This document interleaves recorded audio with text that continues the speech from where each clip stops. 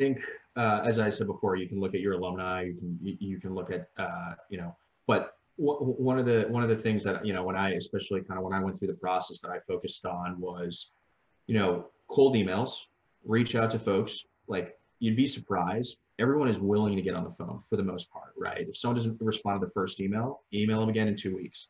They don't respond to that one, email again, right? A lot of the folks, like even for myself, like, folks are busy. And so sometimes you may not get, they may be focusing on something else, or they may not be able to get back to you, not because they don't want to, but just simply because they're focused on other things.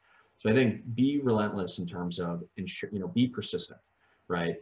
I think, look, I mean, anytime I would set up a call with whomever I was speaking to, my goal in that 30 minutes was the key piece of those 30 minutes. Like, I waited for the last 5 minutes to hopefully, impress the individual such that they would then say, hey, look, you have a great background, blah, blah, blah, blah, blah. I'm willing to either connect you with someone else or put you in contact with someone. And that's kind of how that's how I kind of always thought about, cold emailing, cold calling.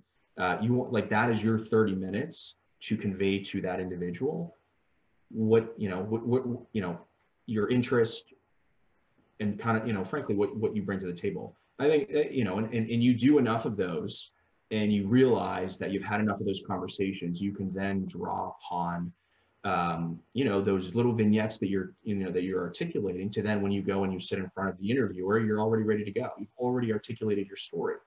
And it's already crisp. And I think, coming from a non-target and not having had probably all the interviews that other folks may have had, I found that a good way to practice was all these conversations. And so I think always be willing to reach out, have a conversation. It just, and from a networking perspective, it's important, right?